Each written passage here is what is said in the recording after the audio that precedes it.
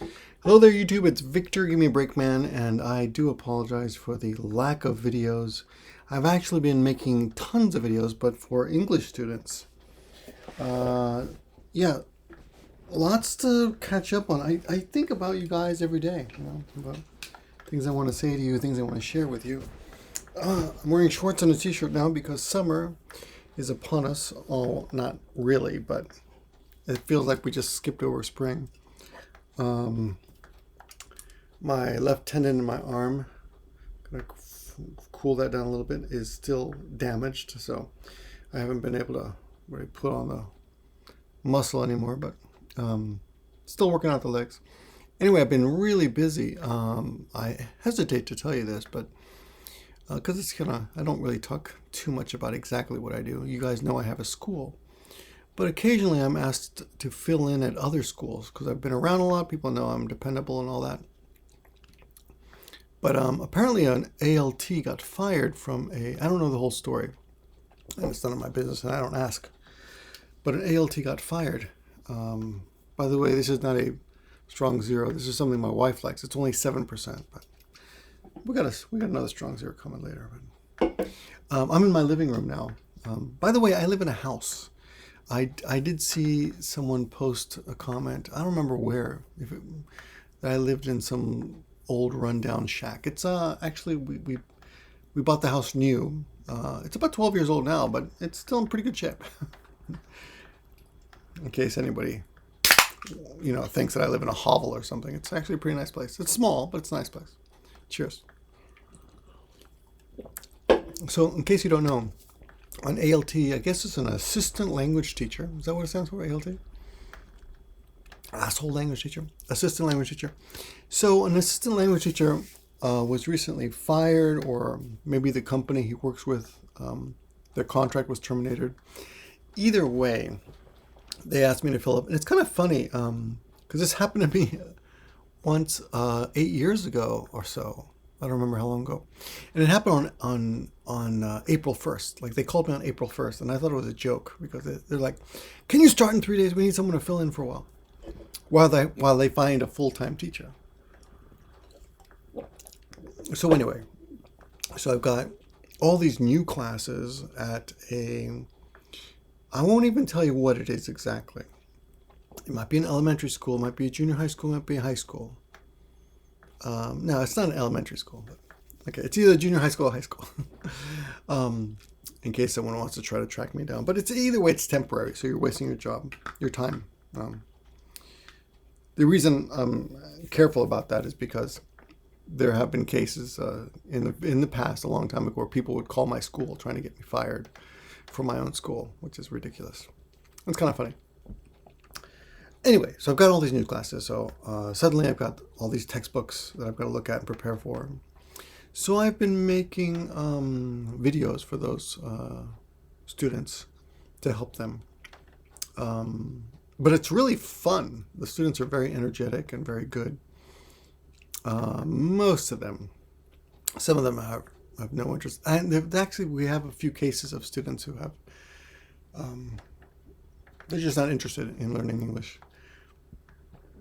And it's made me think about the way other teachers deal with this kind of thing.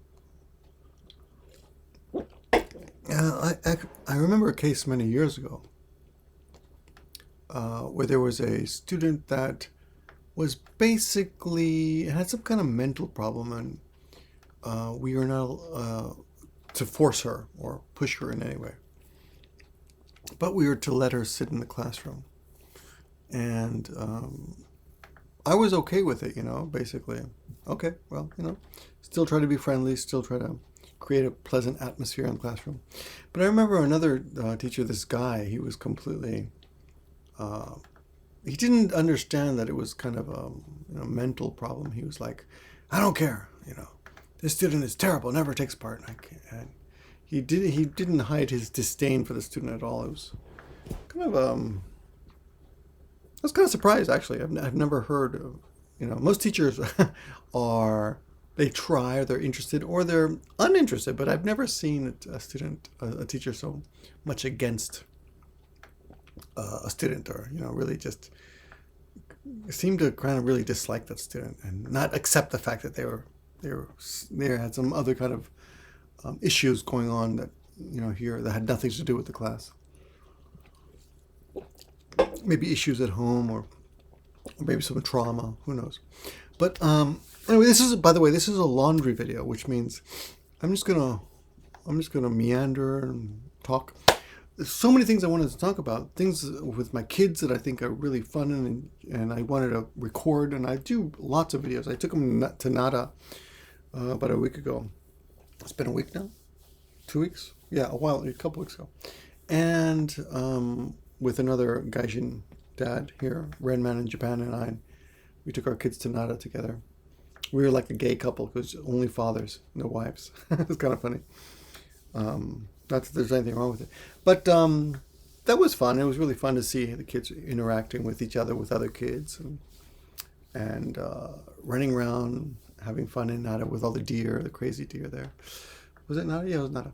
I wanted to say Kobe for a second, but yeah, so my kids are doing great. My son comes home he just started second grade, and he's like, did you make any friends? He's like, yeah, I made these friends, and he named like the 3 new friends that he made. I guess every year they rearrange the classes a little bit, so he loses some friends. Well, not loses, but they get moved to another class in his grade. And little Amelie's having a great time. So athletic, just loves the monkey bars. She's like testing herself. She can go forward on the monkey bars, and then backwards on the monkey bars, and then she goes sideways on the monkey bars. And she's so proud. Kids are funny.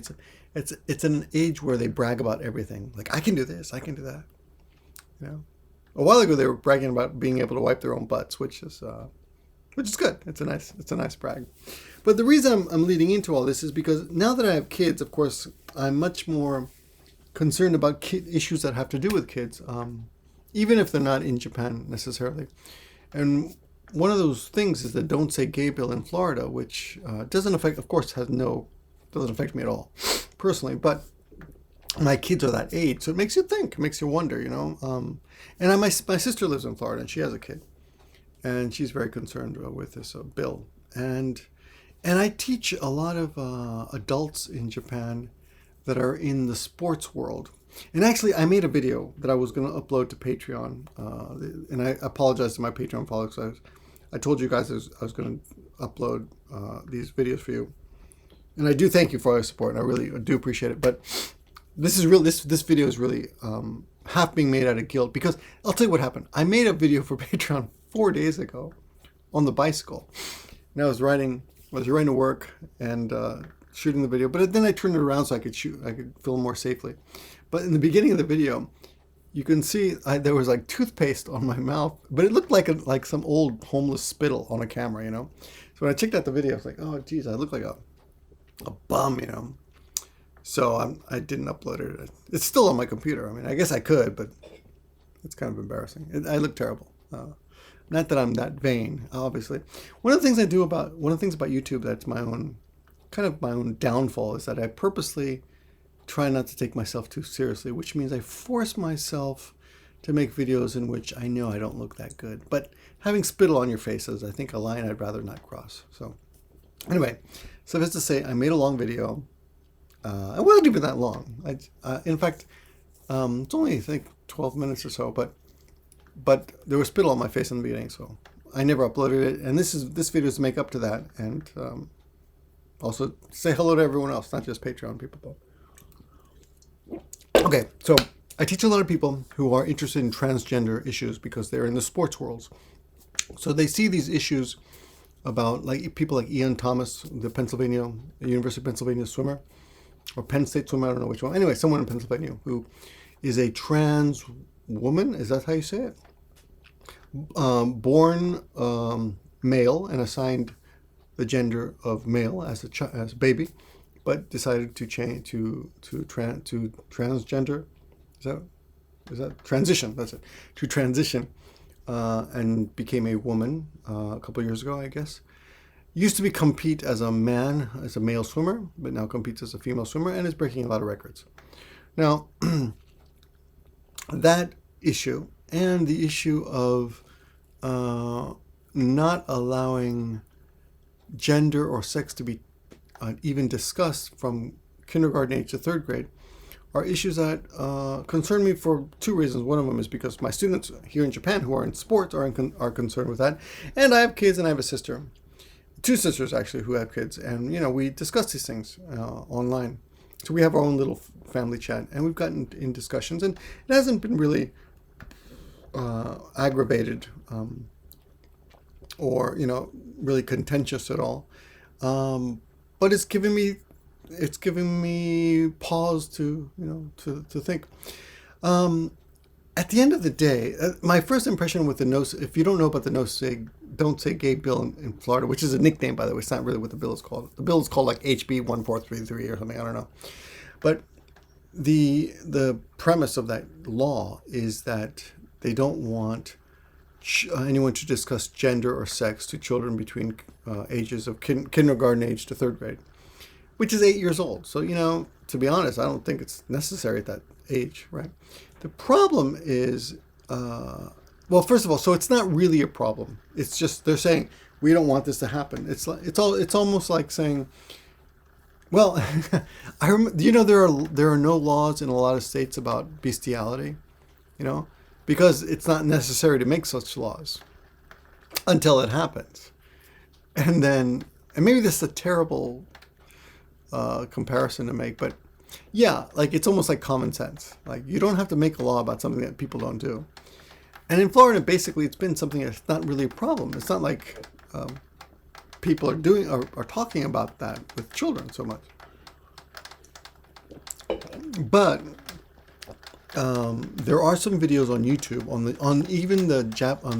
the kids YouTube channel created by this company called Amaze or something. I don't know if it's a company, a group, or something, but they have LGBTQ presenters and cartoons telling in the videos they tell you what gender is, and they say sometimes, most of the time when someone is born, they're the gender of whatever genitals they have, but sometimes they're not, and sometimes doctors make mistakes and they're a different gender.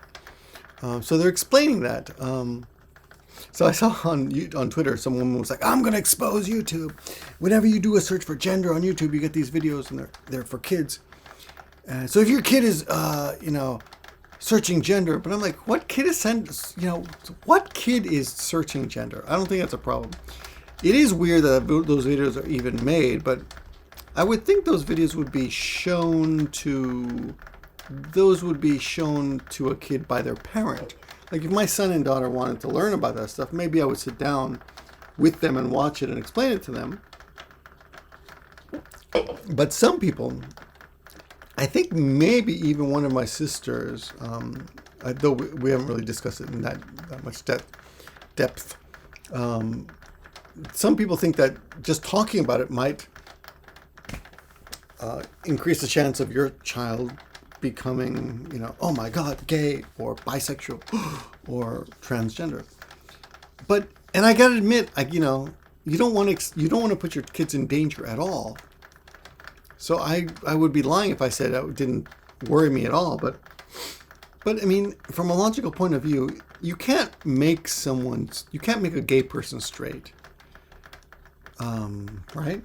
So can you make a straight person transgender by showing them a video? I really doubt it. I really doubt it. That's something that you can just do. I do believe I do believe sexuality is fluid, and no one is 100% straight, 100% gay. There's always some, like they say, sexuality is a spectrum, but the transgender thing is a different issue altogether. In fact, I'm kind of impressed that, and I don't really know that much about the LGBTQ community, but I've always thought myself as an ally. But I'm kind of impressed that gays and bisexuals aren't also sometimes biased against or prejudiced, or they have a prejudice against transgenders, because it's kind of a different thing, Yeah, it's kind of weird that they're in the same group. I think David Chappelle probably has talked about that as well. So, of course, I think that sexuality being a spectrum is a different issue than not agreeing that you are what your genitals say you are. So, that being said, I don't think you can. I do think you can probably alter the sexual preferences of a child. And I think there's probably medical backing. There's medical research to back this up. But if for example, someone is a boy is molested when he's young, it's quite possible that this also stimulates him in a way and might make him more gay. And I could be talking right out of my ass. And if I am, I apologize. But I have a feeling that this kind of thing does happen.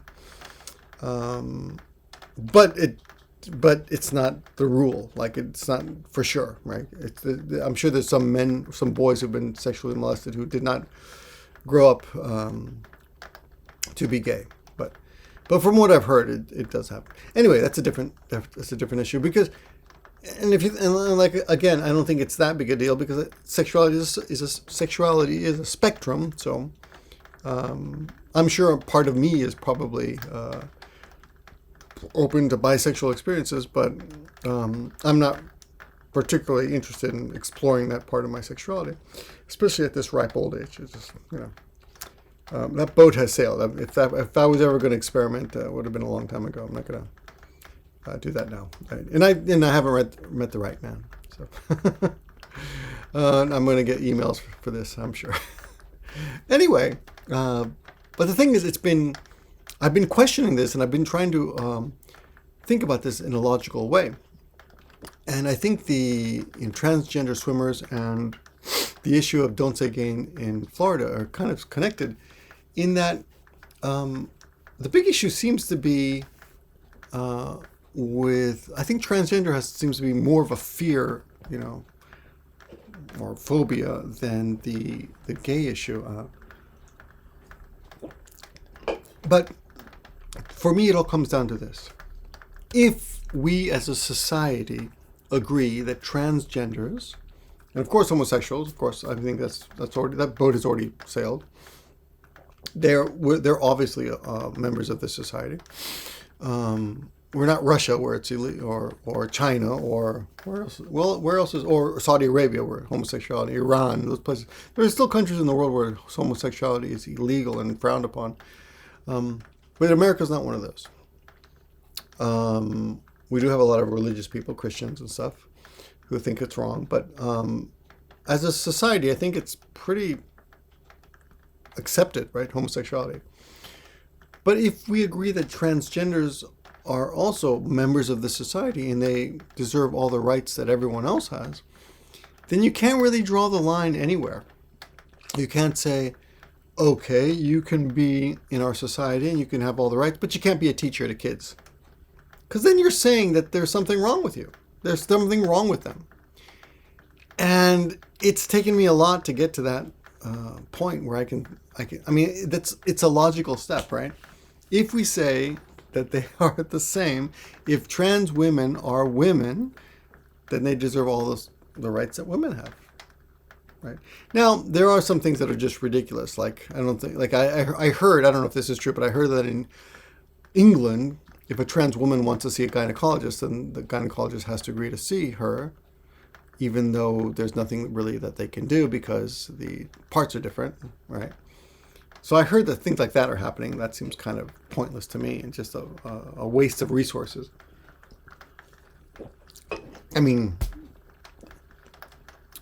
unless we start, if you agree that that's okay, then that's kind of saying someone is mentally ill, because that's, and I'm not saying that. I'm just saying if you think that, that's okay, because it doesn't make sense. I mean, there's nothing a gynecologist can do for a trans woman, I think, unless I'm missing something, and maybe I don't know biology. Maybe there's something that they know that I don't know. But anyway, back to the States. If we agree that transgenders are part of our society, then you got to let them have it all, right? Or you got to say no and draw a line somewhere. So that's all I'm saying. And going to Ian Thomas, I've seen a report. I've forgotten what newspaper outlet. Who knows if it's real? But apparently all the the records at Leon, what's her name? The Leah Thomas, the woman, the trans woman who's the swimming in Pennsylvania. Thomas, I think is her last name. I think it's Leah Thomas. Why did I say Ian? I don't know what that. I think I've been watching too much of Shameless. One of the characters' name is Ian. He's gay. Yeah, he's cool. That's a great show, by the way. I'm watching it for the first time now because it's finally on Netflix in Japan, and it wasn't before. And when it came out in America, I was here, so I couldn't see it. Oh. Anyway, Leah Thomas apparently hasn't really broken any big records. What she's doing is not that big a deal. Statistically was, or whatever. But again, if you agree that trans women are women, then you got to give them all the rights that all women have. My brother-in-law pointed out that this transgender crap, his words, not mine.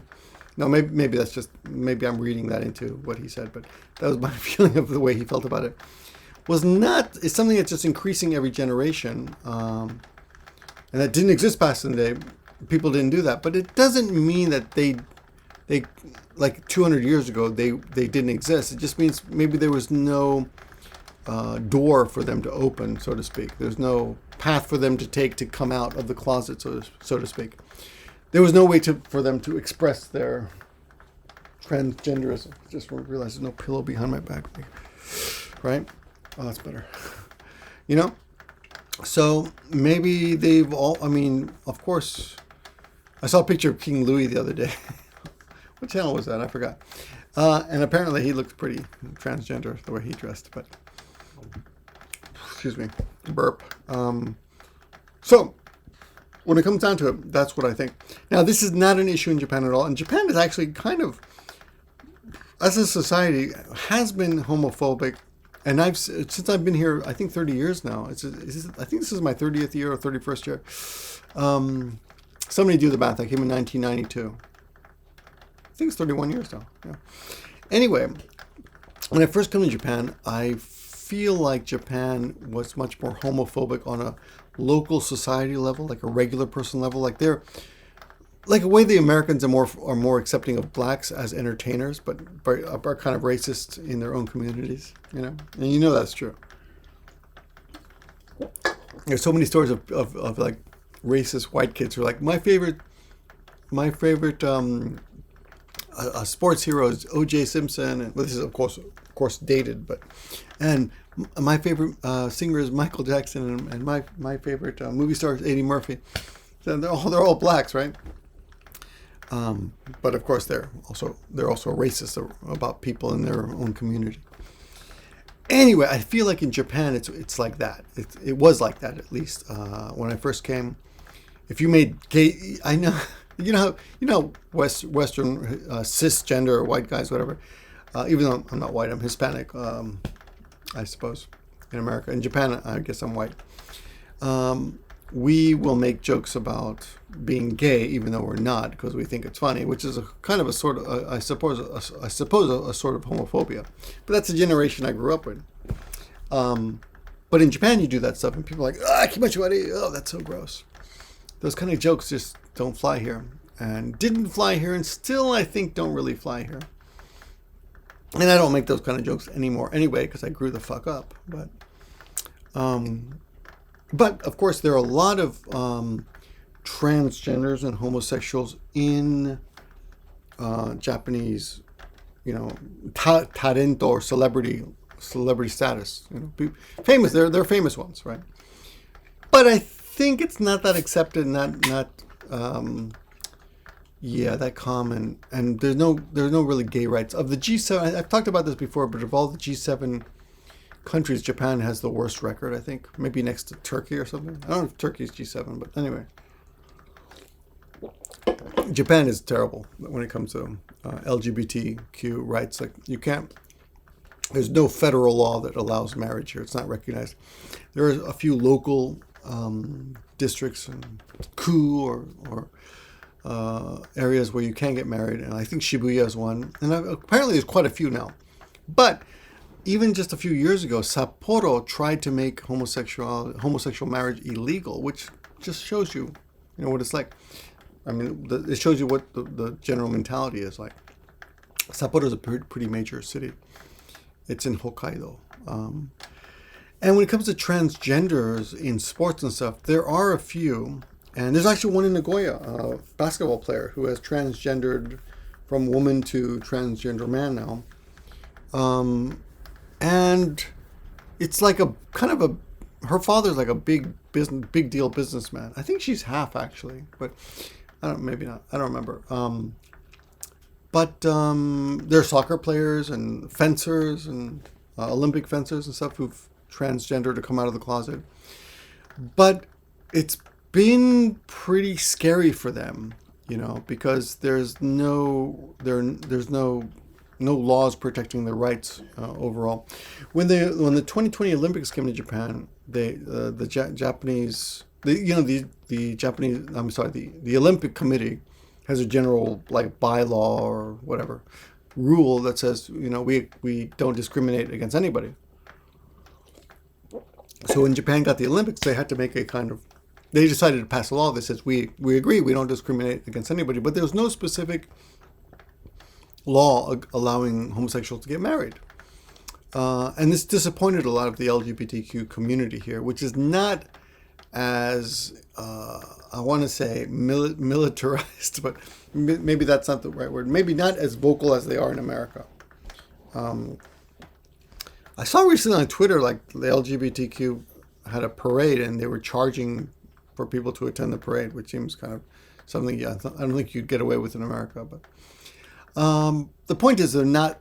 What is it? When I was a college kid, I would hear, "I'm gay, I'm proud, I'm out," or something. There's some kind of chant they would do. So you don't really see that. You see that too much here in Japan. There are definitely a lot of androgynous people walking around. It's quite common. Back in the SNL days, like 30 years ago or 20 years ago, you would see these skits of people named Leslie and Kim and what are some other androgynous names, right? Chris. And they'd have these characters on SNL where the whole joke was we can't tell what sex this is, and it's really confusing us. And I mean, I understand on a basic human level why it bothers people that you can't tell someone's gender. It's because it's a stupid perception that you can control things if you know what they are, right? So if I meet you and I can't tell your gender, I don't know if you're a man or woman, it makes me feel a little bit uncomfortable because I'm unable to understand that simple fact, and this causes me to lose in my mind some control over the situation. And that's very common. So when we don't understand something, we tend to dislike it. So I understand why androgynous sexuality is on a human level, is looked down upon. Androgyny is looked down upon because it scares people. But that's really their problem, not the androgynous person's problem. And in Japan, you see quite a few. A lot of men wear dresses here. The other day, we were in the local pharmacy. Some of the pharmacies here in Japan are like huge mini supermarkets. Like they sell all these cosmetics and food, lots of food, even like vegetables, a few vegetables and meats, a few meats, but lots of snacks and stuff. And we were in there with my kids, and a man was in the store he had a beard and was dressed kind of punky with like leather collars with spikes and stuff. But he also had a dress on. And under the dress, he had like pants on. And then boots, He's like a punk guy. Anyway, I didn't think anything, because I'm from New York City, okay? I didn't think anything of it at all. But my kids were like running to me, "Papa, this guy's got a dress on." And they're like both, brother and sister, they were like just really enjoying the fact that they had found this person who was wearing a dress. And isn't that weird? For them, it wasn't so much, I don't think they understand gender at all. They just knew that guys with beards don't usually wear dresses, so isn't that weird? So they were like kind of stalking him, looking around. And he was a young guy, and I think he was in his own world. I don't think he noticed my kids at all. But But I told them, I said that some guys like to wear dresses. It's not a big deal. I didn't encourage their curiosity at all. I said, it's no big deal. They just like, some guys like to wear dresses. Right. I mean, I don't want to encourage that kind of like shock at LGBTQ people. Or even if that person was LGBTQ, it could have been completely a fashion choice. Anyway, this problem, so-called problem, I don't really think it's a problem, doesn't really exist in Japan yet. But at the same time, we don't have really loud people screaming for rights here, which is, I guess, bad if you're LGBTQ, because it means the road to social acceptance is still quite a bit off in the future. But the good news is that homosexuality, or the acceptance of homosexuality, has increased a ton here in Japan. So they did this poll. You have to look it up. I don't have the numbers here, but they did a poll a few years and years apart. But generally speaking, I think it's more like, I don't even know. I want to say like 70% of Japan now accepts homosexuality, or they think it's not a big deal, or LGBTQ stuff's not a big deal. But the people who don't accept it, of course, are the older generation, and the younger people do accept it. So things are changing. The bad news is that Japan has a lot of old people in it. Yeah. So I think the average age of Japan is like 48 or something. So it's going to take a while. But, eventually those younger people who accept it are going to get older, and they're going to replace those. They'll never replace. They're going to replace those older people, and the younger people are still going to be more accepting. So things will change in Japan eventually, but it's going to take some time. Yeah, because those old people live a long time in Japan, because longevity, it's crazy here. Anyway, that is my laundry video, my long ass meandering video. I hope you got something out of it. I just wanted to say hi to you guys. I'm going to watch a show of Shameless, finish off this Strong Zero, and go to bed. But I have so many videos that I take, and I'm trying to upload, but just, now that I'm subbing, it's kind of funny. I'm subbing at a school for a teacher that has not been hired yet. And when they hire that person, then I will step back and let that person take over. But until then, I'm working my ass off.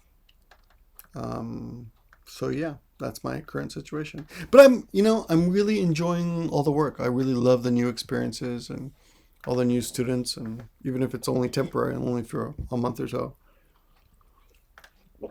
it's a lot of fun. A lot of preparation, of course, a lot of reading new textbooks and finding mistakes in textbooks. Yeah, but this is another reason I made this video. I made like 2 or 3 hours of videos for those students, and they're going to get minimal views, like maybe 15 views each, just because it'll help them with their work, with their tests and their textbooks. I try to help explain things to them in videos that they can watch over and over. But I haven't made videos for you guys, so. And I really enjoy making videos for you guys. I enjoy talking to you guys. I love the comments. I love reading the comments at the end and seeing what you guys think. So I do apologize for the lack of videos recently, but I really have no excuse. If I can make videos for them, I can make videos for you. And you guys give me a good reason to drink, because I can't drink in class, right? I can't drink when I make those videos. Okay. And cheers, a good night, and I'll see you in the next video.